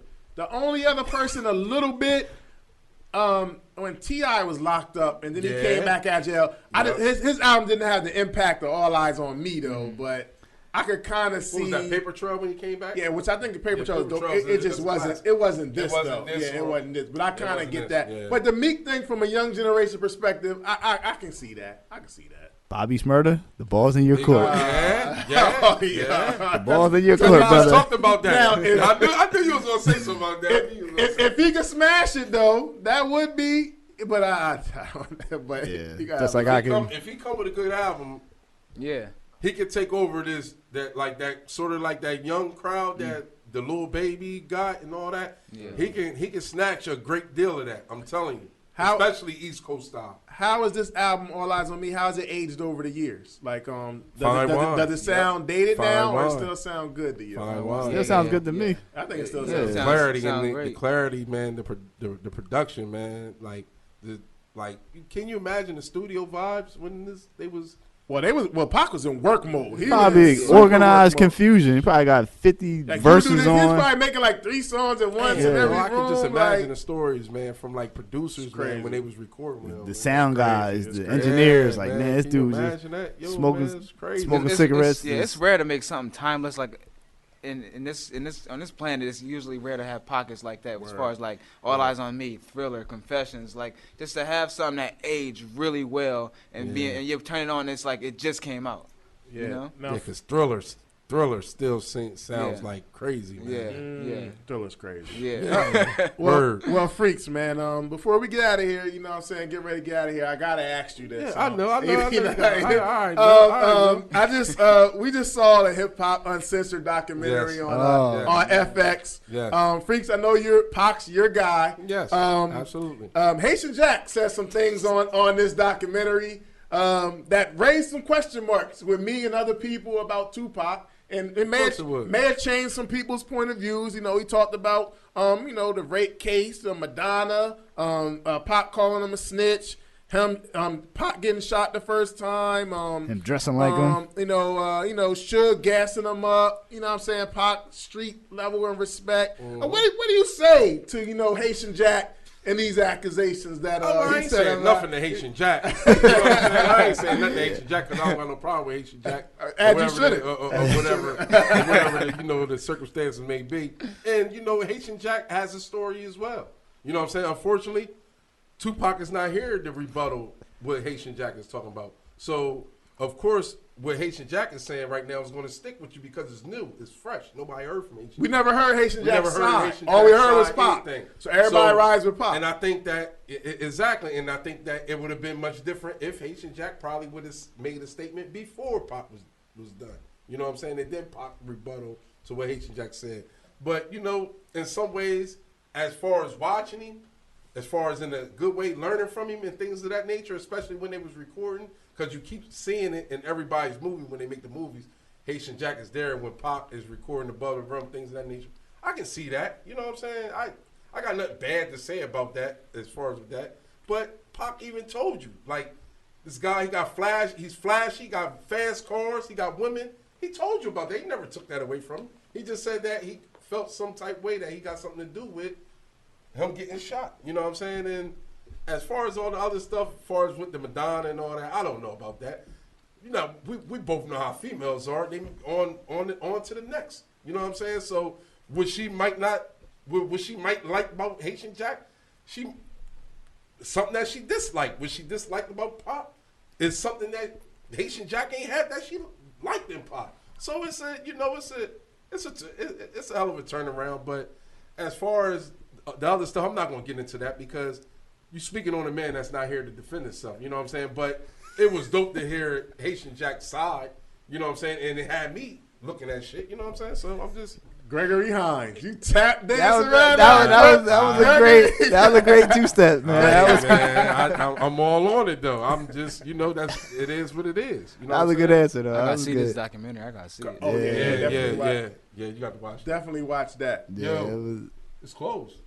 Hit it. It just did it though. So just hit it for the last question. That was dope, Freaks. That was dope. Yeah, you definitely tap dance around that. It was good though. It was good. It was a good number. That I missed, or you feel as though? No, I mean it's cool. I'm not because it's cool. not. But one thing about Haitian Jack, which I respect, and a lot of people was faced with that situation with Pac. After Pac passed, it was like we can't disrespect somebody that died. Yeah. So I respect the fact that people like Mobb Deep, Jay-Z, that were going to go heavier at him. It was like, well, he's gone now. Well, I can't argue with nobody that's gone. And Haitian Jack felt that way too. You call me a snitch, but I can't go back and forth with you now that you're gone. Well, some people would, but he got a respect factor in him where he was like, nah, I'm not even going to do that. And then at the time, Pac was on the disrespectful mode, and he was in the attack game. Very disrespectful. So if you get any whiff of anything that's kind of foul, what do? You bring up something to try to hurt somebody. You know what I'm saying? So him calling Haitian Jack a snitch was probably his way of trying to hurt Haitian Jack. You know what I'm saying? Trying to get to him, try to get under his skin. You know what I'm saying? Word. But due to street credibility and things of that nature, a lot of people wouldn't buy that. You know what I'm saying? A lot of people be like, yo, man, where the motherfucking paperwork at? You know what I'm saying? Right. With certain individuals. You know what I'm saying? And it's Haitian Jack, well respected. Pac was a rapper coming up in New York, being around somebody that's, in the street. Haitian Jack probably was using Pac to get some pussy. You never know. Bitches love Pac back then. You know what I'm saying? So you never know. It could have been, they feed off each other's energy. And Haitian Jack probably really fucked with him and liked him like that until other things happen. And persuasion is a motherfucker. You being persuaded by a motherfucker that's putting millions in your pocket. Haitian Jack, you ain't never put millions in my pocket. But goddamn, my man right here got this 3-4 million in the new Rolls Royce and 2 Rolexes. I know you gave me a Rolex, but damn. You feel me? So you never know how that whole thing might play out. One thing, Haitian Jack was heavily connected to two albums that were released on the same date. Yeah. So he's winning. Yeah. But 25 years later, All Eyez On Me. What's the legacy of this album in hip hop? All Eyez On Me. 25 years later, Tupac. I think a classic double CD that's gonna This keep album living on. was Sounds good. Like I said, it was probably the biggest comeback album in hip hop history. Yeah. He had a lot of pressure. He got signed to the championship team, and he took him to the next level. And not only signed to him, he took over. Yeah. Classic songs, great all-time hip hop songs. This Killed is it, man. beyond the first official classic double CD rap CD. Official. Yeah. Like, I'm not taking nothing away. They said somebody else dropped the album. But was it a classic before this album? This is the first official classic. Double CD that made it a trend for double CDs. And we got You know what I'm we got NLE Chopper remixing, Picture Me Roll. Yeah. To this day, Young Boys is still making A Boogie with the Hoodie did I Ain't Mad At You beat. Like, they still taking elements of this album, years later, whole new 20-something years later. Y'all had 25 B years later. Miles on here before, and he said that's his favorite Yep. rapper. So I was Exactly. These young guys love him. They love him, man. Pac, this album took him to the classic, next man. level, man. This was big. 25 years, though. 25 years, man. Yo, and it's crazy because, like, one of the biggest Pac fans was from over East Side, which was George Damon Emery, G's brother, that cut hair. You probably know G's. I'll show him a picture. He was a heavy Pac fan. Like, when he started wearing the band, then LB had the 6'4" at the time, so he riding in the back with the 6'4". This one we had the park tournaments down Kirkland Street Park, the biggest park tournaments. The Gambinos, Riverside had a team, all this type of stuff that I remember. And during this time, Pimpin' was the song when Big Pimpin' off of Above the Rim. Off Above the Rim soundtrack. But you know what I'm talking about? Yeah. So LB brought the 6'4" halftime, brought the 6'4", only motherfucker in the hood with a 6'4". Brought the 6'4" on the court and was bouncing that shit. And George was in the back. He had a Pac moment. Like, he thought he was Pac. You know what I'm saying? It was a Pac moment. And his attitude and how he was rolling before Pac got on that type of time, that's who he really was. So, and when this album dropped, man, I was like, yo, I know he gonna love this album. And he turned up missing probably a few days after the album dropped. No bullshit, man. I'll never forget it. That's one of the things that I remember. Wow. On how long it's been and how long he's been going and how long he's been missing. You know what I'm saying? And he was one of the biggest Pac fans. And to be honest with you, I loved Pac at that time the same way that he loved Pac. And that's how I'll never forget that shit. This made Tupac a legend. Rest in peace to George, man. the story, rest in peace, absolutely. Just like a myth, like a legend in the game. Like, this album, All Eyez On Me, Yes. this started a whole nother level of Pac's legend in the game here, man. Yeah, absolutely. Crazy. Yeah. Man. I mean, like, this with the album, then him dying just made him an icon. Word. Like, it's word. one thing to be a rap star, but he's an icon. Absolutely. You know what I mean? Absolutely. 25 years. 25 years. Yeah, if you're young, you haven't listened to this, Lenny, man, tell your people, man, why they should go, the young people, Yeah. why they should go check out Because you this know they're album. going to be coming. Cause they don't got knowledge like you, man. So, tell them why they should check out. They should really check this album out if they want to know good music. What it's like to, especially if you in the artist field and you make music. Like, if you want to know how to make a classic and be determined and just have work ethic, you sense all that when you play this album. Like that's the reason I work hard. Like, I listen to this album and I write like 3 chapters of a book. Because I sense that energy. Like, yo, I gotta get this done. I need to put something out. Like, I'm living and breathing. Let me go ahead and do something and show the planet why I'm you know what I'm saying? That I'm doing something while I'm here. It's all about putting that energy out there of like, yo, I'm here and I'm gonna make a statement. I can't even get it out. All eyes on me. All eyes on me. It was like, yo, I'm gonna make a statement. Pac was like, I'm here and I'm about to show out. Every day you need to show out, and that's the thing. That's the energy Pac possess. That's why me and him are Pac fans. That's why that's our favorite rapper. You know what I'm saying? Like, you gotta make a statement, and I think the young people, when they play this and they listen to this album, if they never heard it before, they're gonna be like, okay, cool. I'm on that energy now. I'm about to make a stamp on this planet. All time great songs on here. Yes. Yo, check out All Eyez On Me if you haven't checked that out. Word. Go check Tupac's discography out. Rest in peace to Tupac. Rest in peace to a lot of people on here. Rest in Yeah. peace. Rest in peace to Big Syke. Nate Rest Dogg. in peace to Johnny J. Rest in peace to Nate Dogg. Rest in peace to Fatal Hussein. Rest in peace to Gaddafi on Outlaws. Rest in peace to producer Johnny J. That's a lot of rest in peace involved with this album, man. You know, but you know, Pac, man, a legend in the game, man. Definitely. Super legend in the game. So, man, make sure y'all go check us out. Lenny, man, yo, I know you write the books. You got anything, you know, I know they can people still get your books? Oh, yeah, on Amazon. Give them everything, man. Give them that so we go support you, Yeah, man. y'all can follow me at Lenny'sImagination.com. Right there, I'm dropping a lot of short stories. I got a lot of stuff coming out, and I got a little screenplay coming out on my website that's inspired by the Boondocks, if you ever watched the Boondocks. So there's a lot of adult content coming soon and teen content. But you can also buy my children's books for your kids on Lenny'sImagination.com and go to Amazon, type in Lenny Williams, the author, and you'll see all my work there. And they got some more adult content coming up soon, so that's dope, man. Yeah. Yo, salute to you. You know, you family. You always welcome. Always, here. man. We love your musical knowledge, dog. Thanks, man. Thanks, Very impressed, man. Somebody your age and know the game, man. I feel like no matter what generation you from, you gotta know your history, man. Absolutely. I feel like that, so I respect that with you, Junior. Word. But yo, man, you know, salute to everybody and happy 25th anniversary to All Eyez on Me. But yo, this is Concert Crew Podcast. Make sure y'all go follow us at Concert Crew Podcast. Make sure y'all go download, subscribe. We on all digital platforms. Yeah, tune in. Make sure y'all go to YouTube. Check out all our videos, man. Yes. Subscribe to our Hit that button. yeah, definitely go subscribe to our YouTube page. Yo, man, we here. We ain't going nowhere. Yo, Pito, hit me with the fader. We out. Yeah.